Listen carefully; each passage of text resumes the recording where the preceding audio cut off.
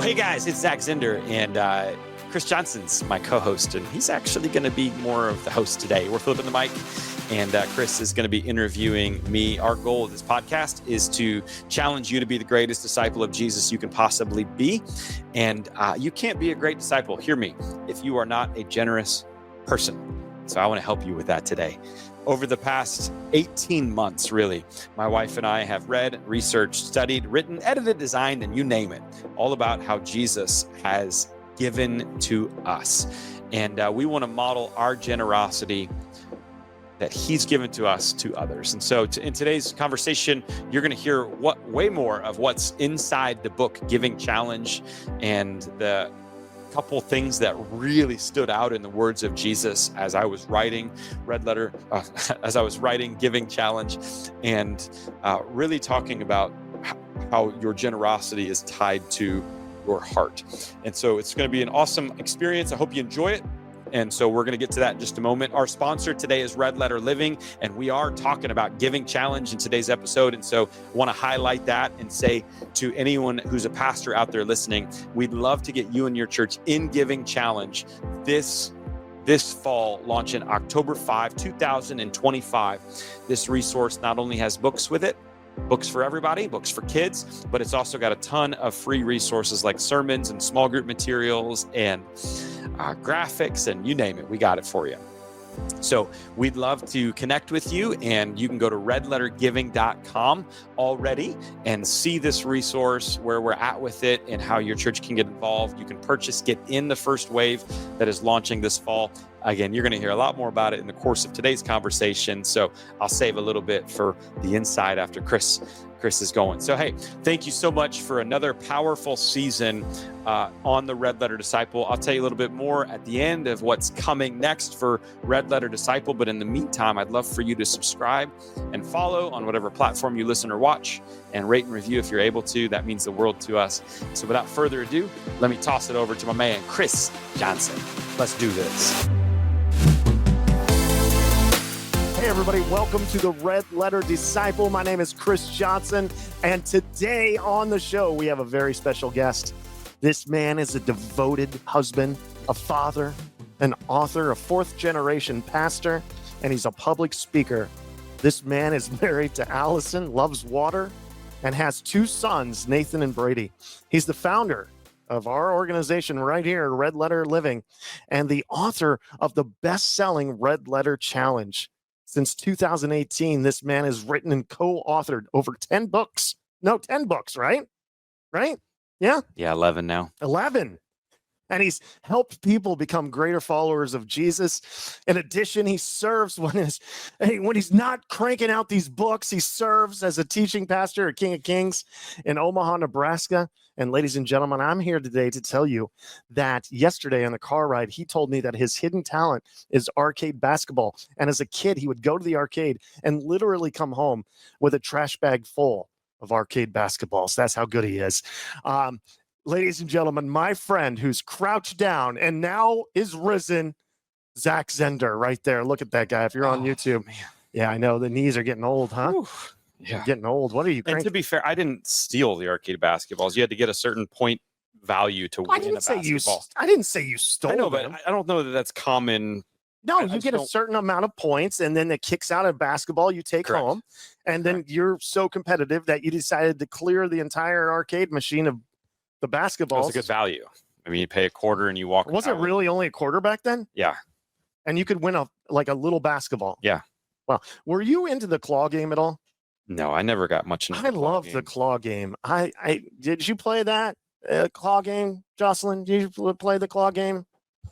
Yes. Yeah. What was your go-to for what prize would you? Most recently, I won a stuffed fox in Council Bluffs. What did the fox say? Wow. That's amazing. And Council Bluffs, the great state of Iowa. Way to go. Yeah. Fantastic. Yeah, so you got to go across the river sometimes to win the good prizes. Boxes. You know, you've got, Zach, you've been really cranking out the books recently. You have a new book coming out later this year. It's called The Giving Challenge, 40-Day Generosity Journey to Give Like Jesus. And before we get into the whys and the whos and the whats and the hows, sure, I got to be honest with you. As a pastor myself, especially, the Resurrection Church, Sanford, Florida. If you're in town, come by, 11 o'clock on Sundays. But as a pastor to a new church plant,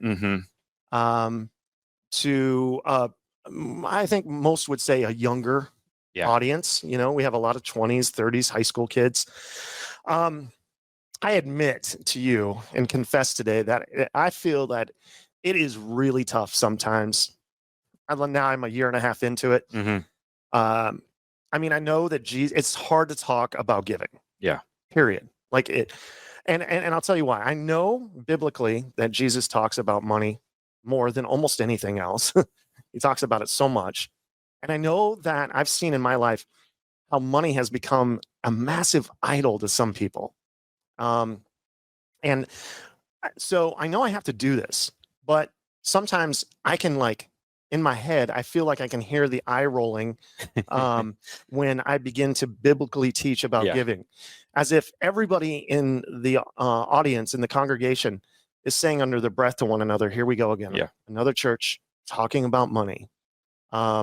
So I will say this, in all sincerity, out of all the books that you've written, a thing on forgiving. Yep. I have no problem talking about forgiving. Sure. I need it and they need it. Yeah, you need a lot of it. Amen, brother. And I have no problem talking about being sent or, serving or spending time with God. Those are my zones, man. Yeah. But this one, I really feel challenge, like, right? I feel like this, out of every book that you've written, could really help the local pastor. So let's get back into the why. Yeah.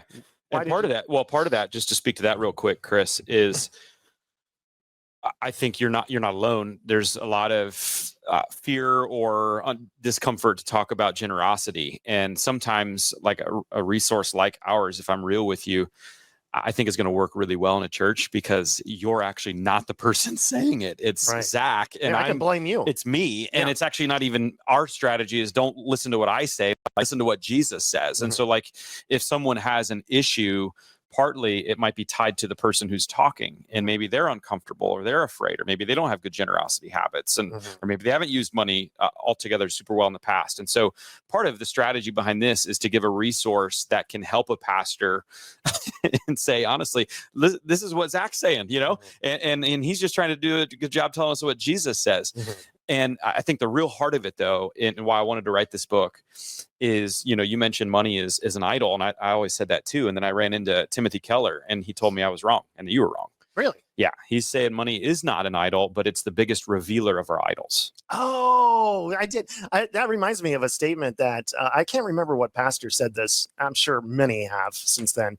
But show me like your checking account. Yeah. I'll show you where your idols are. And that's exactly what money does. It reveals our idols. And so an idol for you might be comfort, and the way you spend your money is all towards comfort. An idol for you might be success, and how you spend your money is about that. An idol for you might be accomplishment. An idol for you might be, experiences. And so there's all these idols that we have in our lives, and our money goes toward that.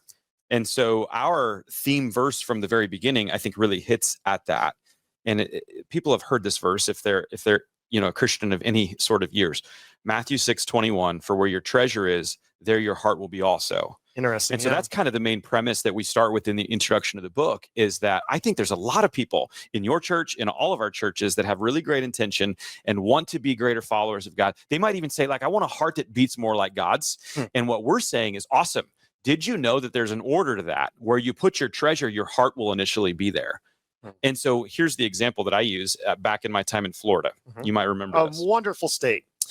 We moved in to a beautiful home in Mount Dora, Florida. And the guy that had it before, a single guy that just took immaculate care of his lawn. He was literally yard of the month winner multiple times in the neighborhood. You had a lot to live up to. And I was like, cool, this is the first home I've owned.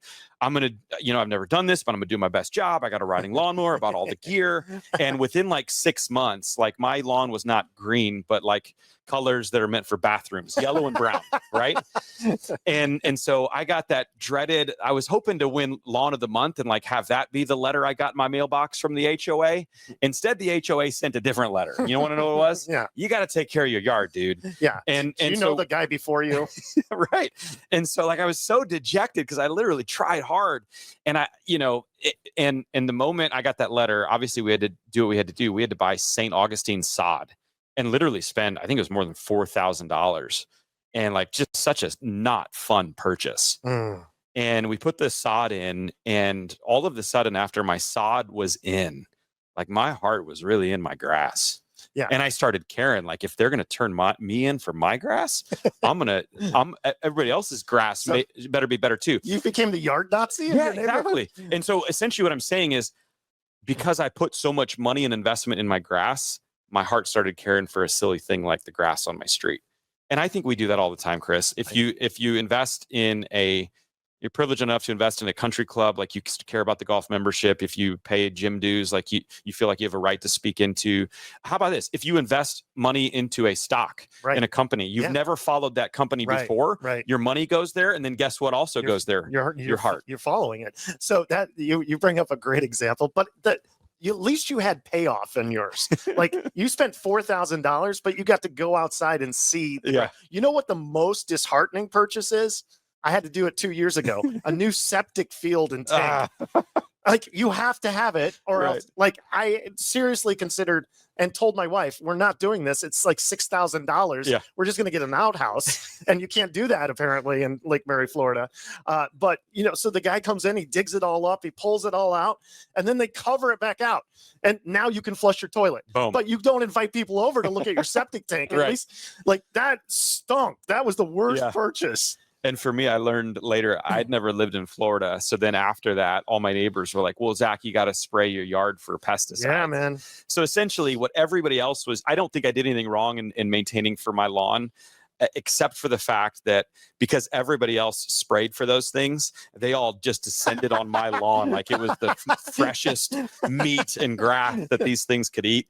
And then, so once we learned to spray, I also then like paid for a company to start taking care of my lawn because I was just so dejected. You know what I mean? Yeah. Guys, come over here to this yard. So it's obviously delicious. That negative, silly example proves the positive truth of Jesus's words, where your treasure is, there your heart also is. And so what I'm trying to do in this book is to really encourage and challenge people that want a heart more for God's. Is sometimes, like, I think we wait for God to move in our heart first and then we'll give to something. And I'm like, no, we got to flip. I think the order is really important there. I'm not saying your heart can't be moved and you give to that. That's awesome. Praise God. Like Satan's not going to be the one telling you, give to that. Like that's a good, beautiful thing. But if we want movement in our relationship with God, what if the answer is first putting our money in to the things that he cares about? And so we go on a 40-day journey to try to help people do that. So you go on a 40-day journey, and for somebody who hasn't maybe got one of your challenges before, like, and we'll get into when the book is available, things like that. But what does that look like? Like if I'm a pastor considering doing this, like, is it done in small groups? Is it done on Sunday morning? Like how? Is there videos to it? Like, what's it look like? All of it. Yeah. So we always tell, this will be our fifth 40-day challenge that we've written. And when I say fifth, I mean, there's a regular book that students and adults use. And then there's a kids book as well. So kids don't have any money, but they can still learn how to be generous. Okay. And so we're going to teach those generosity principles in the books, mirror and match one another and what they're learning. But what we recommend with our 40-day challenges, or any challenge that we offer, is the best practice. The more all in a church goes, the better. So we recommend a 4-tier approach where number one, it is the Sunday morning weekend worship experience, meaning it is the sermon series you're talking about. And we write sermons that you can use for your church. Number two, we believe that to get the most out of it, individuals got to be going on this journey themselves. And so get a book for everybody in your church and distribute those. And you can give them away. You can share the cost. Like we can figure that out and talk about that. Get a book for everybody. That's the real cost in these things. 3 is get a collection of those individuals and invite them all to join in small groups, which will have videos and guides that go with it. We provide all of that. And that's really like one of the side benefits that's not so side is they're obviously going to be learning some really great generosity principles. They're going to be greater disciples if they go through our stuff. But that's one of the key things that we just kind of ran into, is that we know that we can grow your small groups by more than 40%. And that doesn't even count what they're learning in the material. So like, get in small groups. And then number 4, include your kids and students as much as possible. So sermons, weekend experiences, books, connect group or small groups, kids and students, you do all 4 of those, you're going to have a powerful 40-day experience that's palpable and will make changes in the 40 days, but also will last further on. That sounds honestly really good. As a pastor, it's always nice, especially if you're a sole pastor like me, when you're going, like, maybe you're preaching 45 times a year. And I went from a place where I literally was preaching like 4 times a year to, like, right now I'm 45 times. And so whenever you can kind of have that respite from a trusted source, that's nice too. And so, Chris, we estimate, we counted it up, and this is just for first drafts only, that to produce something that we have, which is the books, the videos, the small groups, the kids curriculum that goes with it, the graphics that we create, we estimate that we can save your staff 692 hours. So you can just let a lot of people go. Exactly, if you want. Or you can just take care of ministry more in those 40 days. That makes more sense. And you can really focus on that. And again, that's first drafts only. We have thousands of hours into each one of these 40-day challenges. So let's talk about the ins and outs. Let's talk about the inside of this. So where do we go from here? Like, what are we going to, can we get into some of the particulars? Yeah. So it's going to be a generosity journey. So the way we frame our 40-day challenges is there's an introduction, and then there's 5 introductory days where they're going to be learning 5 things. In this one, we're going to be challenging them to give 5 gifts. And in each of those gifts, to kind of trade something of the world for, of course, the generous posture that Jesus has toward us. That's interesting. So 5 financial trades, 5 financial gifts that we're going to be offering them into. So those 5 introductory days are there. And then days 6 through 40, again, if the math works out perfectly, that's 7 days for each of those.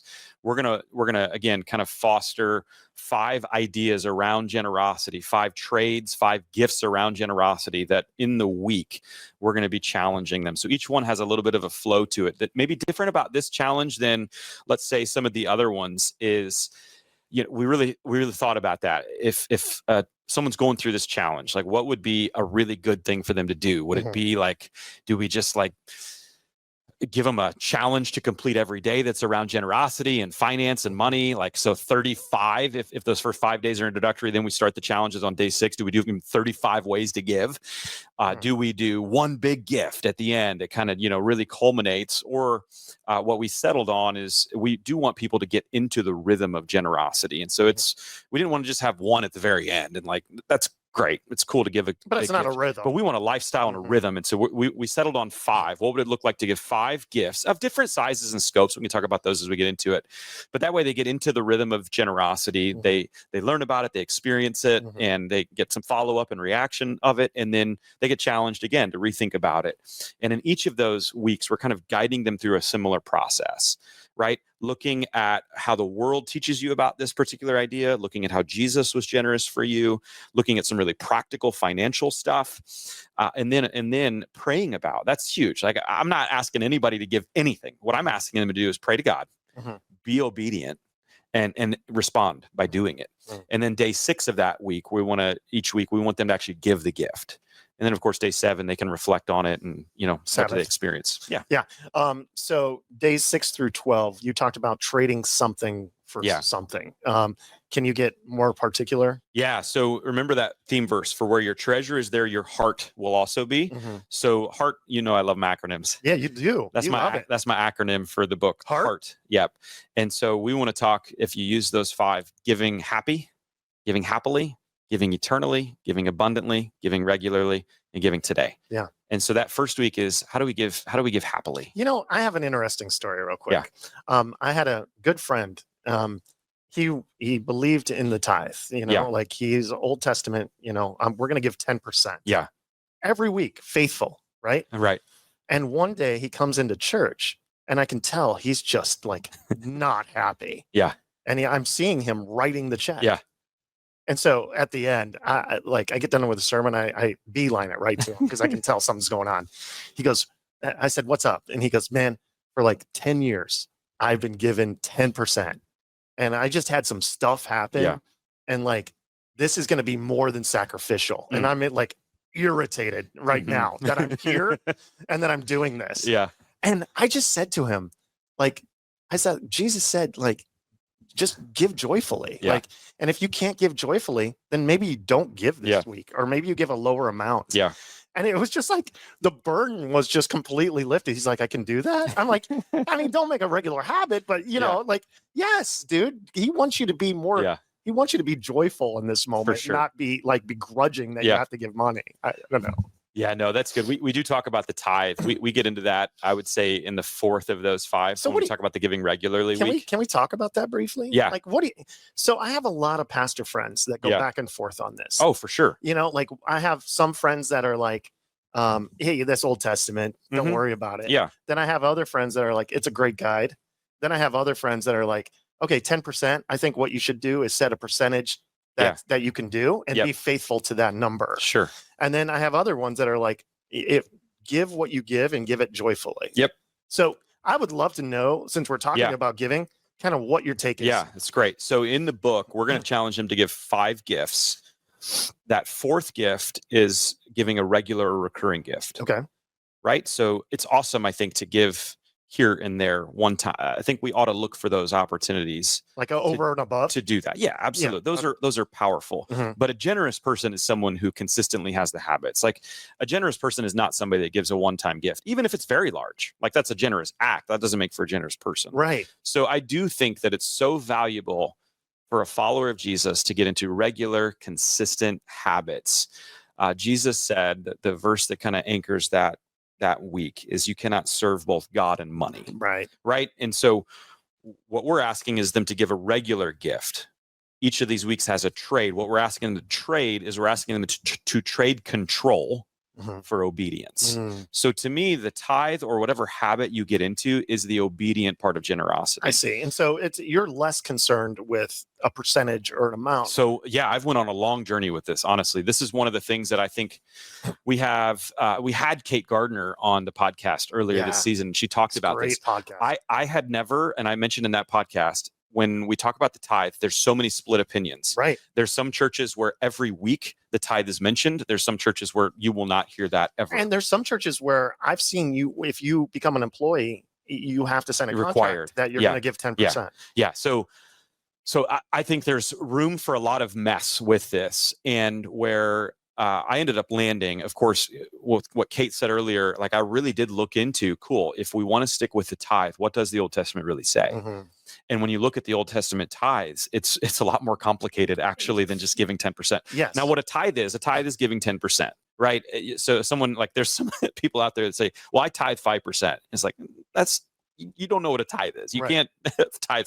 A tithe is giving 10%. And it's a great number because it's really, really easy to cut a zero off, to know exactly what that means. And Is that based on the farmers in the field giving the first 10%? yeah, it's actually, it predates even the Mosaic law, the law in Exodus, because we see the first example of the tithe was when Abraham Mhm. gave it to the high priest Melchizedek. Mhm. And there was no law at that point, and yet he did this. Mm. Now, what most people don't know about the rest of that story is he actually gave the other 90% away as well Oh, wow. I to did the not know. community, and it was awesome. Wow.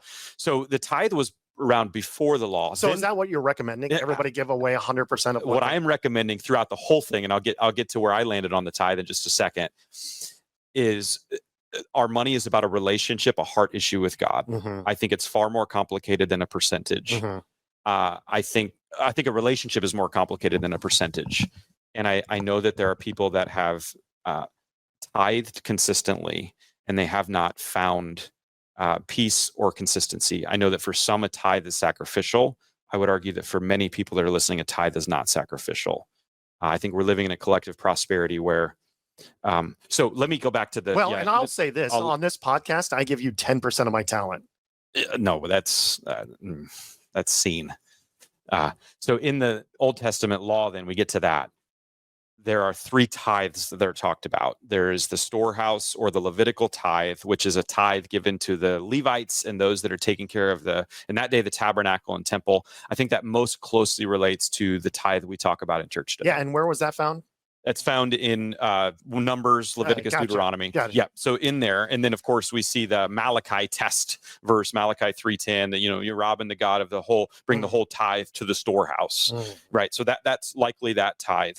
Then there is a second tithe, which is a festival tithe, which is a tithe that you actually collect and you bring to the festivals that the Jewish people had set up. So you bring it to the party to consume yourself, and to give whatever maybe leftovers to the foreigners, to the Levites, to the others. And then the third tithe is the poor tithe, or the charity tithe. And this is a tithe you give once every 3 years, but on a 7-year cycle. And so it's the 3rd year and the 6th year of the 7-year cycle where you, again, are saving up 10% of, and then every 3 years. So on an annual calendar, that's actually 2 out of 7 years, if you think about it. So if someone wants to stick most closely to the Old Testament tithe, they would be giving closer to 23%.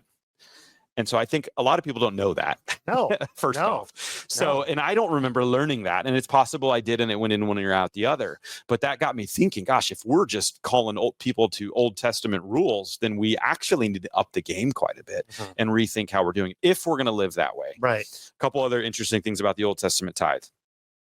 The Levites were called to just give one of those tithes. And the poor, I think you could argue, were exempt from the poor tithe, and the high priest, the overall high priest, and the poor were exempt from the tithe because they didn't have money and currency like us. It was bring 1/10 of your grain, 1/10 of your animals. Let's say you're a poor person and you only have 9 cows. You don't have anything to tithe. So anyway, what I'm saying is it's a common understanding of the Old Testament law and tithe is very infantile. And if you actually look into it, it's far more complicated. So where I landed on this is generosity is more about a relationship. If I'm honest with you, I think I would agree with what Randy Alcorn says, that tithing is the training wheels of generosity. I believe that many of us are called to go far beyond 10%. And I think it's something that, if in the Old Testament they were doing this, you've heard people talk about, now that we're under grace, we ought to give more and we ought to be generous because God's given that to us. And I land more in that camp. But again, at the end of the day, I want people to be in a relationship with God, ask him what it looks like to be generous, and be obedient to that. That's what's most important, I think, when it comes to generosity habits, is having something. And so if it starts with a tithe, awesome. And what would it look like then for you to grow 1% or 2% each year? Can you do that? Can you work on that? Can you move towards that? Maybe tithing is not your generosity habit. Maybe your generosity habit is, I want the most amount of money coming out of any of my accounts every month to go to the local church. Maybe that's the habit you have in place. And so as your lifestyle increases, great. But I'm still going to give the most money to my local church every single month. And so I think just having an understanding of what are those habits that I can put into my life, so that I can be obedient to God and not like try to control everything on my own is really important. And that's what generous habits do, is they show where your allegiance is, which of course shows where your heart is. So one of my favorite things in the entire world is going and seeing Joanne Mu, who is my 81-year-old Chinese masseuse. Oh, wow. Strong hands. Strong. Yeah. She informed me that this is it. She's hanging up the towel this year, that she's done. So I'm sorry. I was lamenting this. Wow. And then I said to my wife, would you like to take Joanne's job? And she informed me that absolutely not. Right. So now I have an opportunity to trade the money that I was spending on comfort. There you go. For contentment. Yeah. Right. Yeah. Yeah. We talk about that in that first week of Giving Happy. I think one of the verses we use from Jesus that week is, it is more blessed to give than to receive. And this is found in Acts 20:35. It's also found every Christmas day when your kids unwrap the stuffing. Right.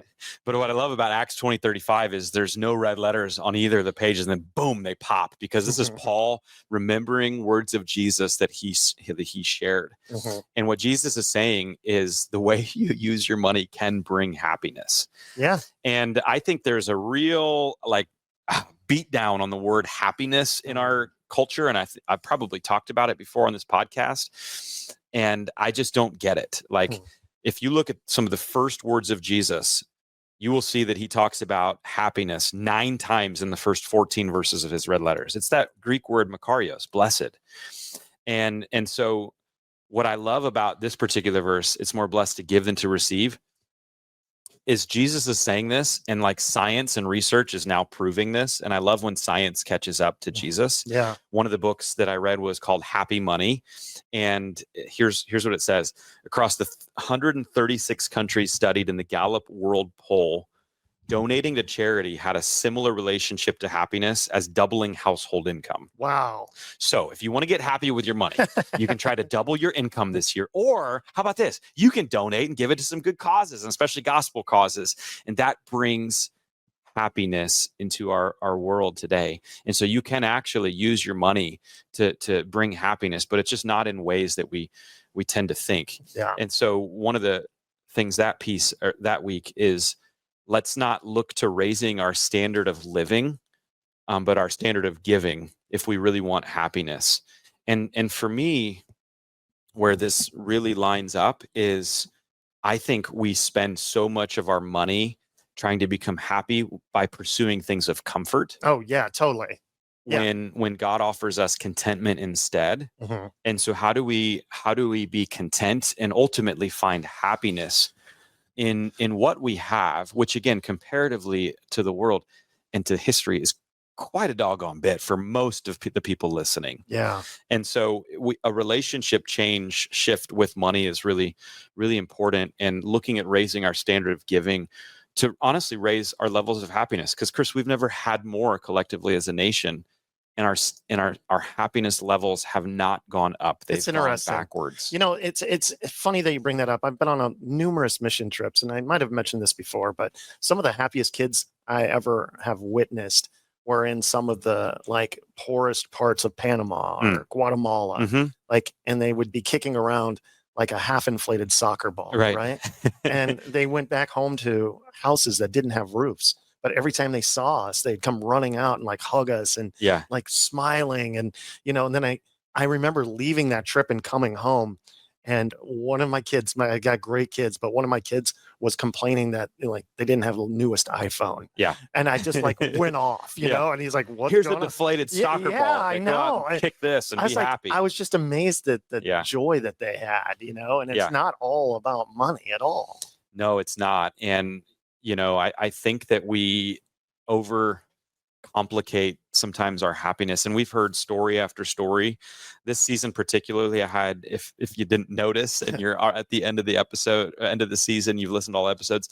There's a lot of them that focus on generosity, because this is part of my learning journey in this whole process. Yeah. And you did research this season. Yeah, finally, right? And the amount of guests we had on that just talked about the joy they get from simple giving is so powerful. And so that first week where we're talking about giving happy and not chasing comfort, but contentment, I don't care as much that week about where they give or how they give. It's just to kind of give something to get the generosity muscles going, and to recognize that felt really good. Yeah. It felt really good to give and to make somebody else's day. Because when you give to somebody else, it's really hard for them not to smile. Oh, 100%. And that's just fun. Yeah. It was like that story early on the podcast where I can't remember his name, but the guy was out there cleaning the retention pond, and he dropped 20 by the guy. Yeah. Drew Forms. Yeah. That was, you listen to that podcast, and he just did it, and it completely changed the whole day for that man. It was not like he was begging on the side of the road. He was doing his job. And he and his dad have a company called I Like Giving, which is just kind of a happy, fun way. It's a simple reminder. It's happy to give, and Jesus wants you to have happiness. Happiness and joy are the same thing. Check out my new company, I Like Beef Jerky. So week one, you talk about giving Yeah. happily, Yeah. right? Yeah. And kind of changing your perspective Yep. and trading comfort for contentment. Yeah. So where do we go from there? Days 13 through 19. What are we looking at? Yeah. So the second concept, that second letter in heart, is eternally. And so Jesus says life doesn't consist in an abundance of possessions. And so this was such an incredible week of devotions, I think, that we've compiled that talk about, when you look into the words of Jesus, he really does talk about there is an end zone to this life, and it's either heaven or hell. And I think there's a couple misconceptions when we talk about Jesus and money. And one of them is, people say the thing Jesus talked about the most is money. It's not quite true. Like, the fact is that he did talk about it a lot. Yeah. However, if you look at it kind of similarly, like with how many agricultural examples he used, a lot of times when he was talking about money, this is what we don't say often enough. He wasn't actually talking about money. He was using it for the greater purpose to remind us that there's a heaven and a hell, and there's a kingdom of heaven coming. And so what you do with your money is important, right? And so, is money the main topic there? No, it's more secondary to the greater topic. And that's where we wanted to spend a week really anchoring into the thing Jesus talks about the most is the kingdom of heaven, that there's a heaven and a hell. And the ways that we use our money right now are really important. And so, again, one of the things that Jesus isn't against is storage. What he is against, or what it feels like he talks about, is there's a foolish way to store things and there's a wise way to store things. And so he says life doesn't consist in an abundance of possessions, right? And later in that chapter, he says, like, you who want to build bigger barns, like, tonight your life will be demanded from you. And so, you fool, like, he's using the word stupid and idiot, is more the way he talks about it. Less about right and wrong, more about, like, it's just a really foolish way to live. Yeah. If you know that you are only here for a time-stamped season, Right. like, it's a really foolish way to live, acting like and living like this is all there is. And so another thing he talks about with this is fab. I remember what we wrote here. There was a pastor, JP Pokluda, that was speaking, I think, with a Russian missionary, that JP asked him, like, the missionary came into America, and JP was like, hey man, like, you've got fresh eyes on our nation. Like, what do you see as, like, just a major blind spot for American Christianity that we'll look back on, like, years from now and be like, yeah, we really missed out on that. And the Russian missionary didn't pause at all. And he said two words. He said, public storage. Because we are consumed with self-storage, public storage. That's so funny. We have 53,000 storage facilities in the world. 46,000 of them are here in the US of A. Yeah. And we just keep building bigger barns. Yeah, it's so funny that you said that, because as you were talking about that, did you write about that? Yeah. Yeah. Okay. I thought In the book. Yeah. I thought I read it, and maybe you read, but it lasts in 2023, $39 billion.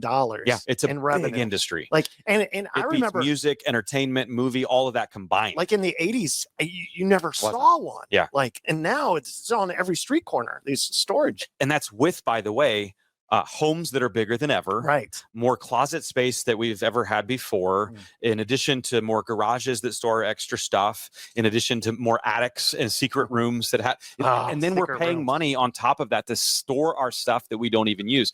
My point that week is, Jesus, again, isn't necessarily saying that's right or wrong. He's saying it's stupid.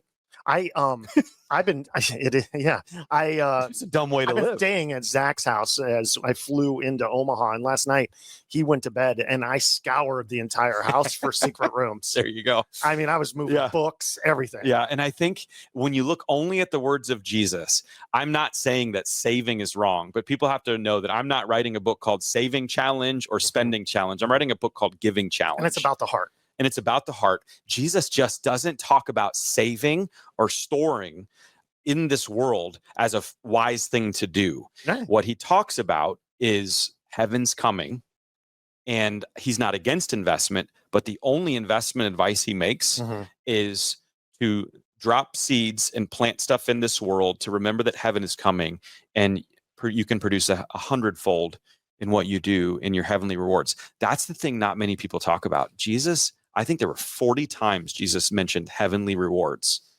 I can tell you, like, I don't fully grasp what heavenly rewards means, but it sure seems real. Yeah. And my money, I can't, like, the stuff we have in this world is going to rot and destroy. There's a verse in there that talks about vermin and moths are going to destroy the things of this world. So why not invest in heavenly treasure, which moths and vermin will not destroy or rot, and maybe even pesticides can't kill? Correct. Yeah. So week 2, we talk about giving eternally, trading ownership for stewardship. And that's the big idea. Yeah, can I talk about that? That's the big idea that week, is how do you view this world? Yeah. Is it from an owner's eyes or a steward's eyes? Right. And when Jesus talks so much about eternity and so much about heaven, and he reminds us all throughout Scripture that you may not like the sound of this, but God owns you. Mm-hmm. And anything you have in this world is a gift given to you by God. And so we are stewards, not owners. We are here like a 2-night hotel stop on the way to our heavenly home. And so stop making your 2-night hotel as beautiful, as big, as comfortable at the expense of making your home that much greater, which means not only personally for you storing up heavenly rewards, but also means like to care about the things God cares about so that heaven is that much bigger. And so in that week, we talk about trading that ownership to stewardship mindset by giving an eternal gift, by remembering that heaven is your home, and by investing in the things that we know God cares about, which is serving the poor right now. It is evangelism, and it is raising disciples. Yeah. Okay, that's great. So then we get into week 3, where you talk about giving abundantly, where we're talking about trading that scarcity mindset for abundance. Yeah. You want to dig into that a little? Yeah, I think it's so important. Jesus, this is my life verse, actually, Luke 12:48, to whom much is given, much is required, or much is expected. And I just believe he's given so many who are listening right now so much. I think spiritually speaking, we're all filthy rich. And I think financially speaking, most of us listening are filthy rich. The data now is compared to other countries. Comparatively, the data now, and this is adjusted for inflation, which has gone crazy the last several years, but if you make $31,000, you're in the top 5% in the world. If you make $60,000 a year, you're in the top 1% of the world. Wow. There's a website, howrichareyu.com. You can figure out exactly where you stand.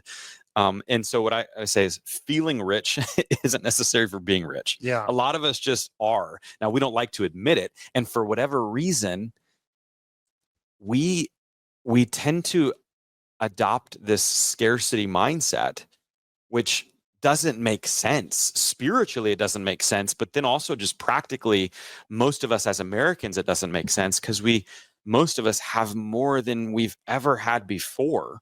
And then, of course, spiritually speaking, like we have everything that we need in Christ Jesus.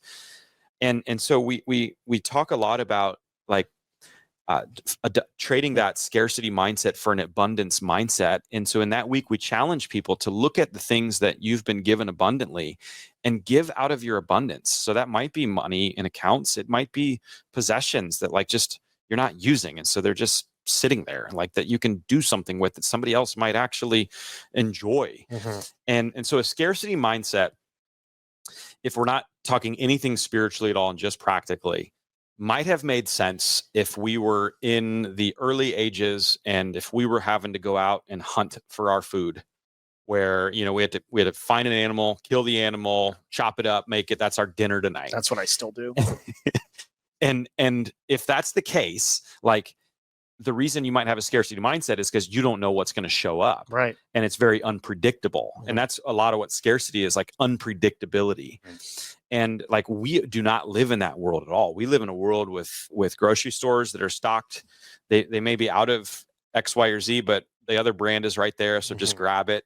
Like we live in a predictable time period where we know exactly what we want more than we've ever known before. And so this, even from a non-spiritual but practical mindset, scarcity mindset doesn't make sense. Scarcity mindset says there's only a limited amount of resources and I need to get what I can get. Whereas abundance mindset realizes God is the one who owns the world and he's a great God and he's got all the resources in the world and he's going to take care of me. And I would say, in addition to that, like, look around, you've probably been well taken care of. Yeah. Yeah. Okay. So we're trading scarcity for abundance. Yeah. And then we get into days 27 through 33, where you talked about a little earlier. And whereas you're not so, like, as a pastor, somebody trying to lead people in a habit of giving, right?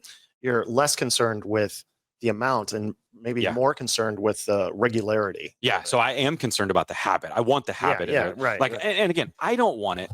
It's God wants that for you. Right. So in God's economy, your gifts are going to make a big difference for heaven, Mhm. which makes a huge deal.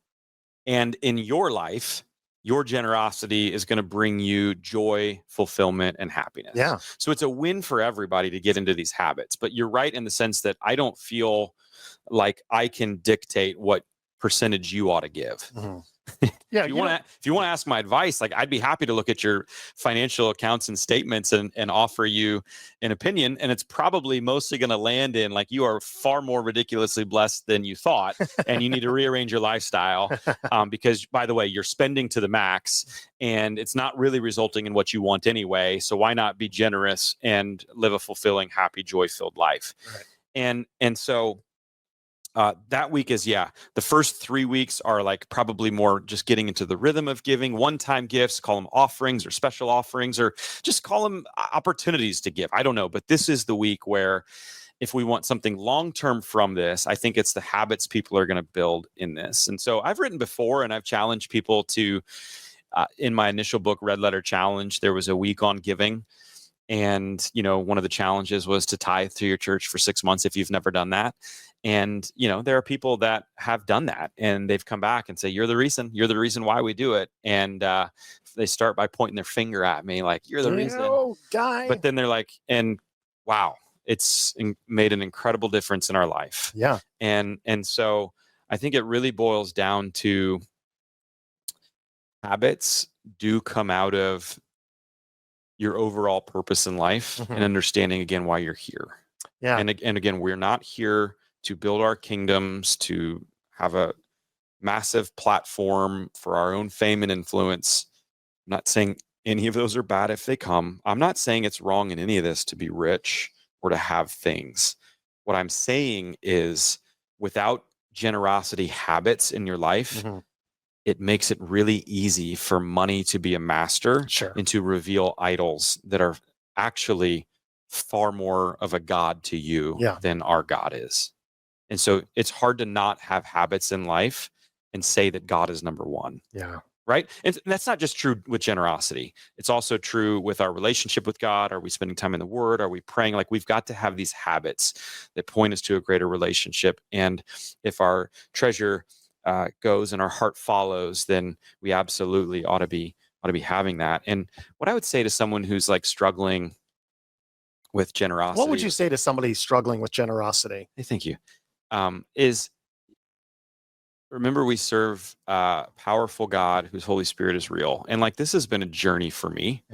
If I am honest with you, I can go back to my seminary days, right before seminary started. I just got married. I was 21. And for the first time in my life, I had financial freedom. And you had started a business. Yeah, I'd sold some golf head covers online, and we had some freedom before we started seminary. I think we had about 9-10 months, and I was just kind of like, I knew what my purpose was going to be, but I wasn't quite living in it. And I kind of allowed myself to get out of the habits that would point me in the right direction, and that came through with how I spent my money. And rather than getting into generous practices that would have prepared me well and gotten my heart in the right posture, this was pretty early in the days of online gambling and poker, which was available here in the US. And so I just spent hours upon hours playing online poker, and I was hiding it from my wife. And over the course of a couple of months, I had wasted a lot of money, thousands upon thousands of dollars. And I got found out, and I'm really grateful I did. And of course, confessed and received forgiveness from Allison, from the Lord.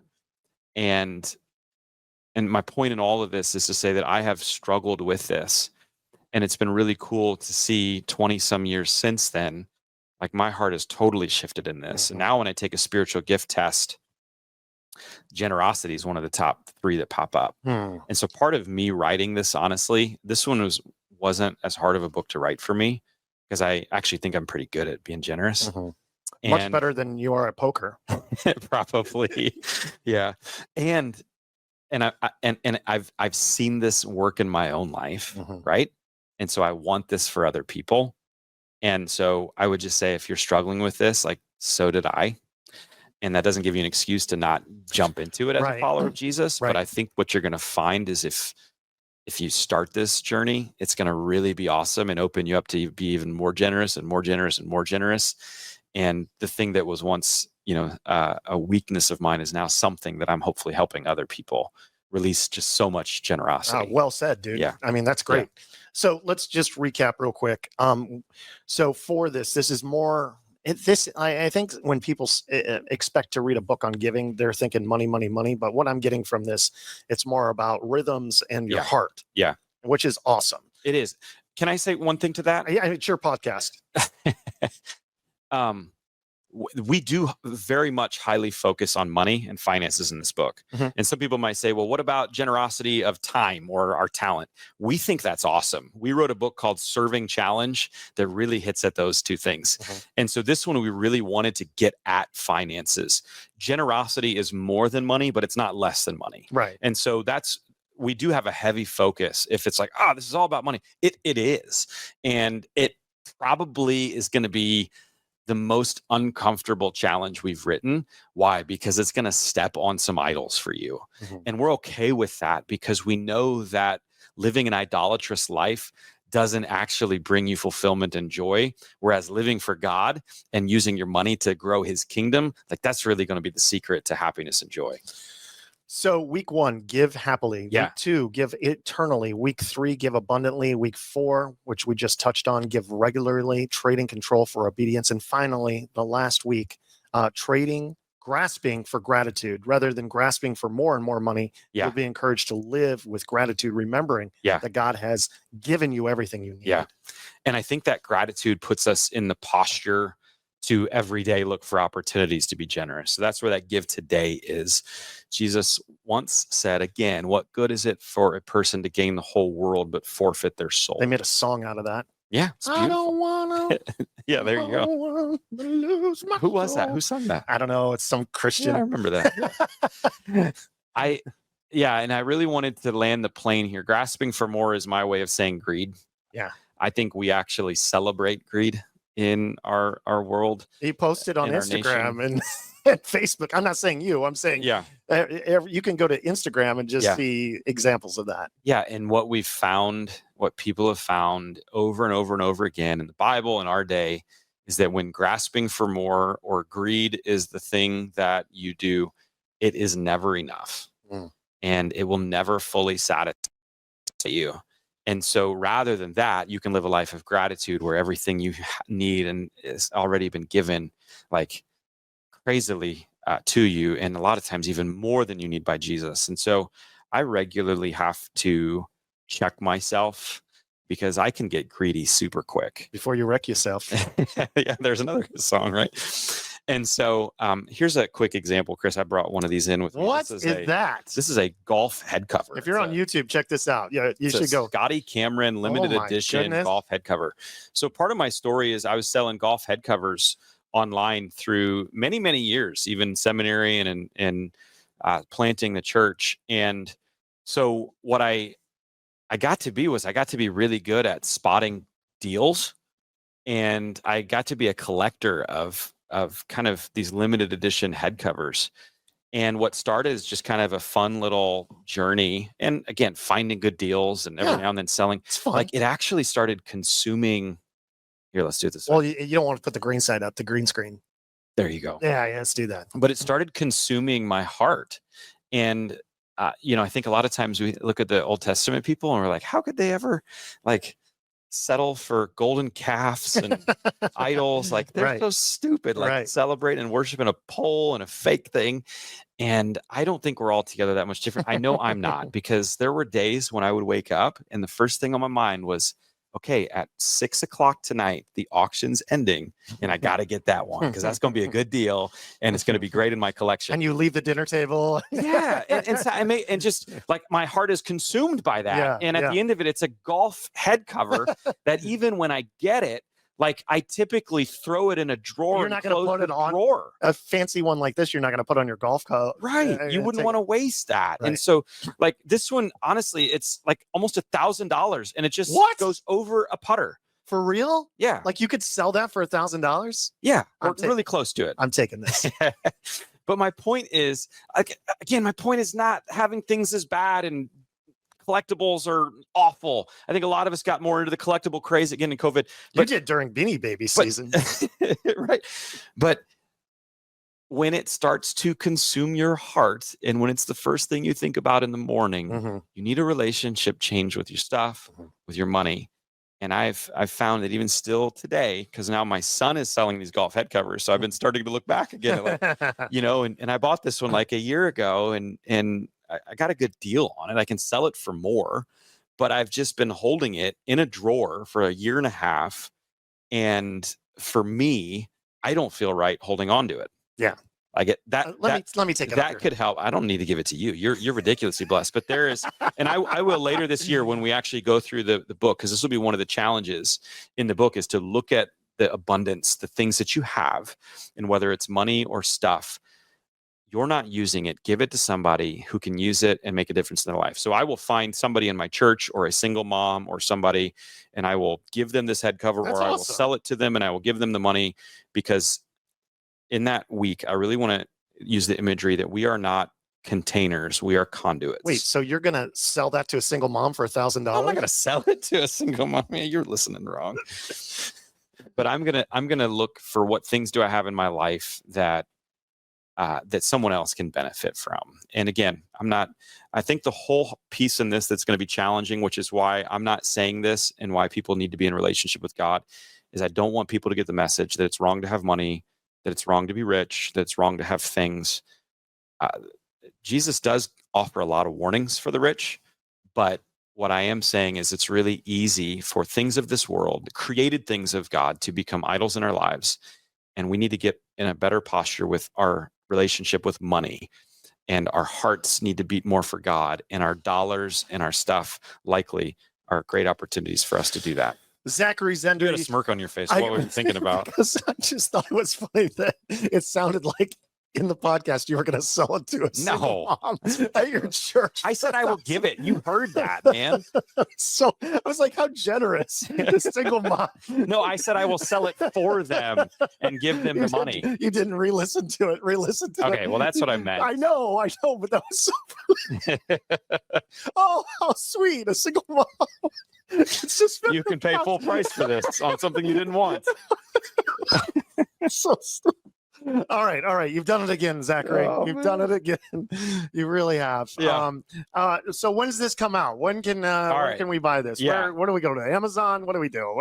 We go to our don't local go to Amazon. Walmart? No, don't go to Amazon. Go to redlettergiving.com. Go to redlettergiving.com. So the books are written. We have the adult book and the kids book already written. We're in that fun stage of drafting and editing and designing. And so here's the deal.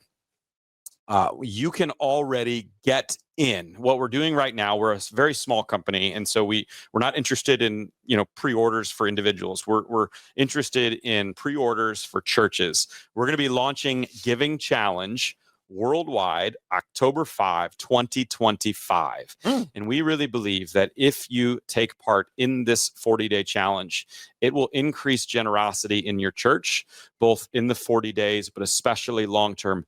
If people are taking these challenges halfway serious, like it's going to be a game changer for your church, and you need it. The individuals in your church need it.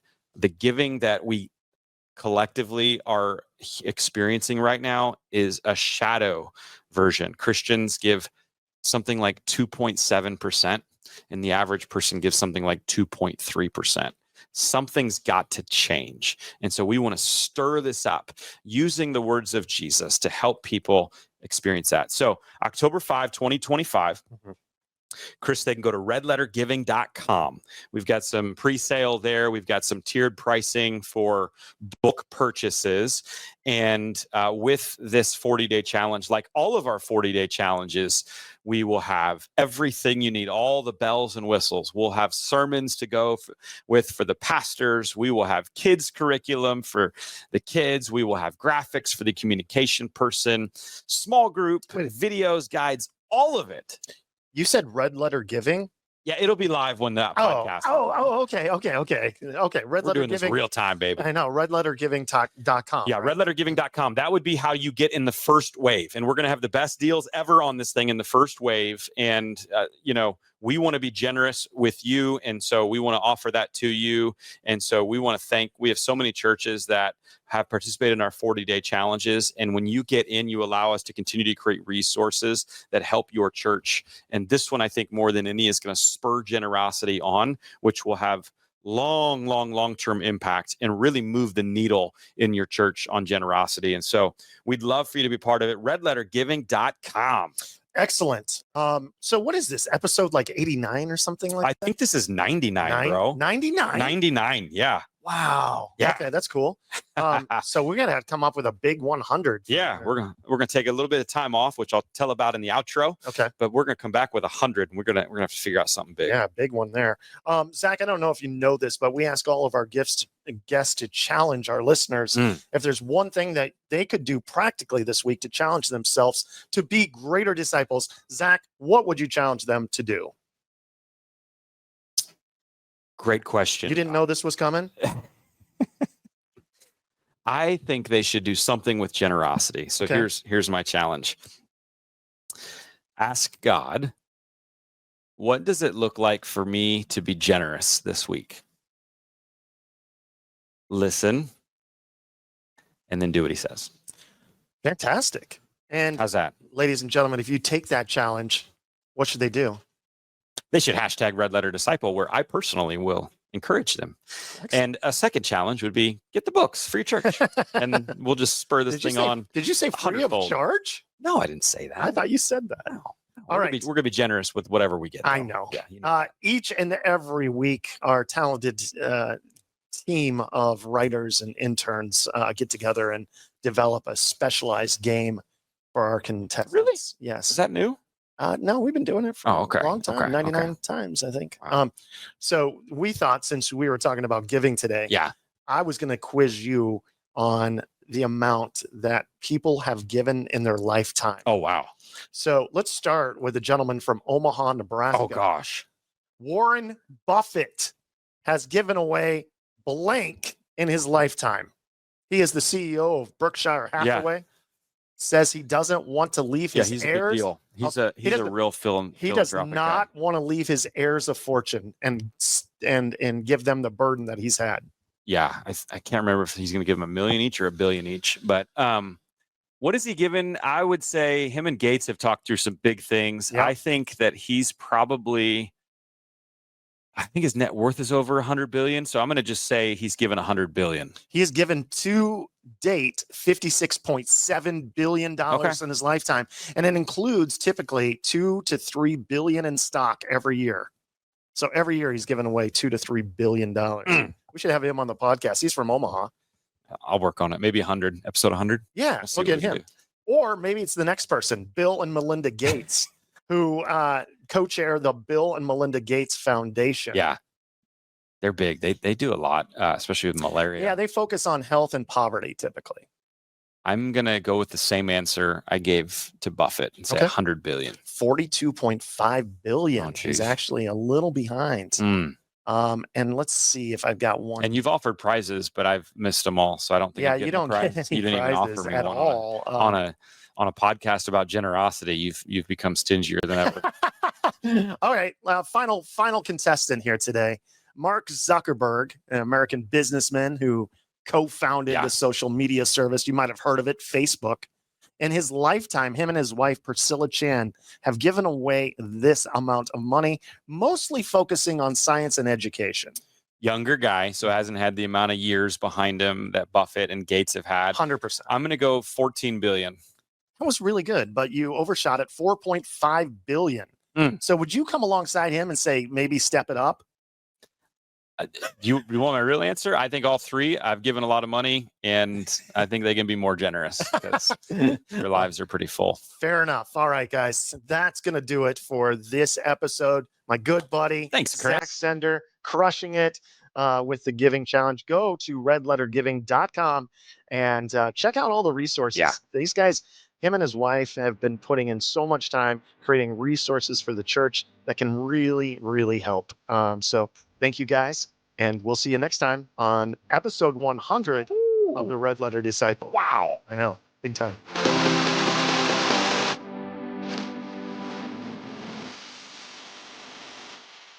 Well, I'm sure you could tell from the interview, it has been a lot of fun to study the generous Jesus. I'm more motivated than ever to be like him in my own generosity. And so if you want to connect with me with this resource, our podcast, if you want to get in Giving Challenge this fall and have an incredible fall and raise the level of generosity to a place that maybe you never dreamed you could be at, check all the show notes out for episode 99 at redletterpodcast.com. Well, it has been another amazing, fun season, amazing episodes. Spent all of them talking discipleship. We've had a real theme of generosity this season. We were blessed as well to have so many young, especially Gen Z leaders on this season, probably the youngest group that we've ever had collectively.